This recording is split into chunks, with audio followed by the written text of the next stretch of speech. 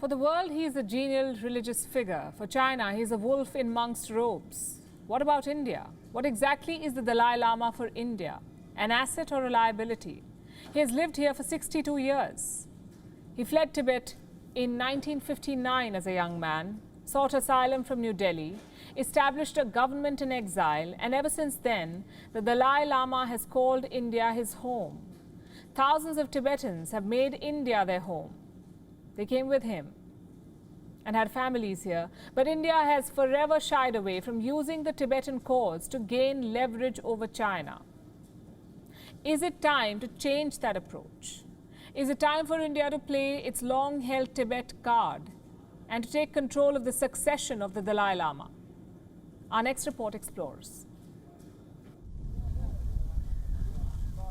Lying in the shadow of the mighty Himalayas is the quaint town of Dharamsala, the home of the Dalai Lama, and the Central Tibetan Administration. At least 11,000 Tibetan refugees live here, with 89,000 more scattered across India. They have the right to vote, the right to speak their language, and the right to practice their faith.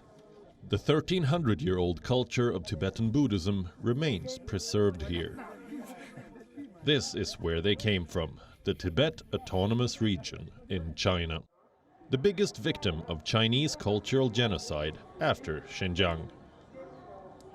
Since the 1950s, China has hammered Tibet's unique identity, altered Tibetan Buddhism, killed countless monks, and attacked countless monasteries. But the Tibetan cause has remained alive in India. For 62 years, the Dalai Lama has remained a symbol of Tibetan nationhood, a unifying force in the face of China's divisive actions. And in his own words, India has never used him against China. Not during the 1962 war, not during the 2017 Doklam standoff, not even during China's provocation in Ladakh in 2020. Was it India's hesitation, or concern for Chinese sensibilities, or just a wait for the right time? Whatever it is, it has led to Western powers taking charge of the Tibetan cause, with India being relegated to the margins.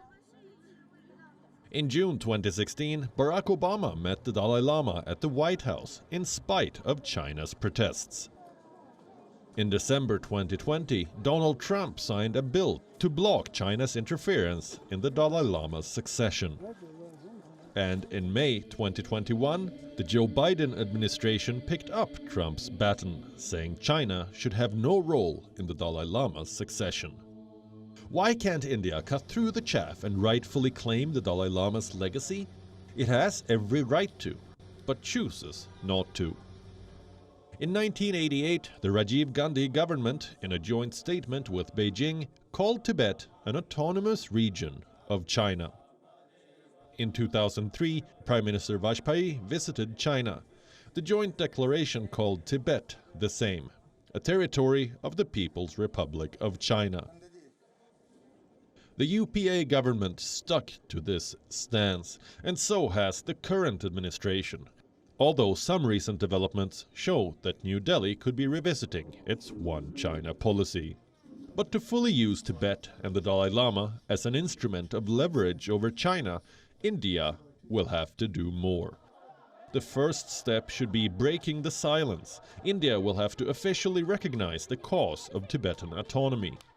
Second, India should reject China's claim of sovereignty over Tibet, revisit history on how the land was taken by force. India must internationalize the issue of Tibetan freedom along with other democracies. Fourth, India must highlight the grave human rights situation in Tibet. 154 Tibetans have self-immolated since 2009 to protest Chinese rule. And fifth, India must claim the Dalai Lama's legacy, back Tibetan Buddhists in their rightful claim over this reincarnation in India. India holds several aces up its sleeve.